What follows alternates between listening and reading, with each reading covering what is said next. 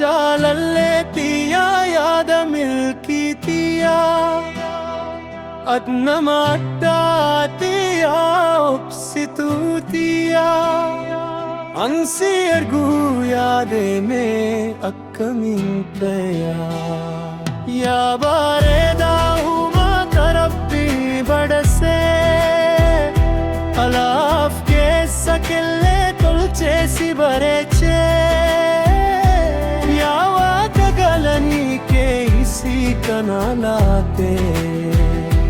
yaa haadha milkiitii yaa bareeddu lukkisaa yaa taysii arguu dagaduuma hundaa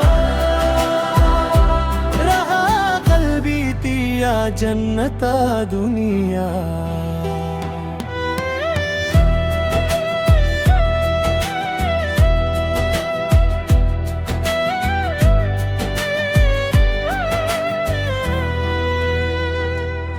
bareeda kee himuuf naa hin gahu bakki ati ta'addaati nafsi uume rabbii naa jiraadu turi bakkuma jirtutti ani si jaalada hanga lubbuun jiru wanti fiitee galtus yoomu ansin jibbu kakada ani jaalala kindanu yaataniin jaaladu haadha ilmootiya amma dufaagiyaan wal arginu qaama milkiitiya siyaadeenaa fidiyaa rahamaa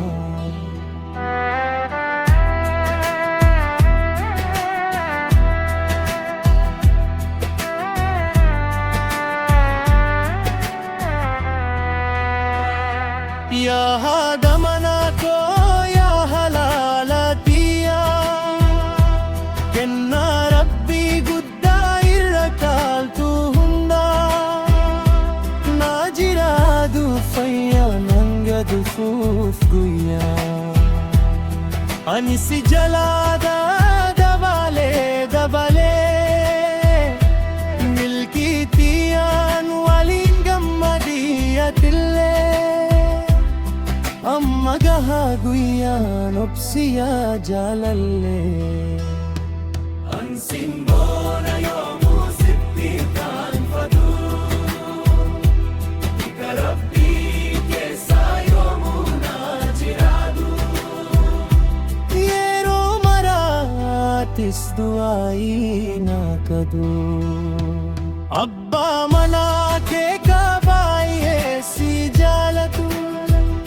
galuuta kubee sheehiraa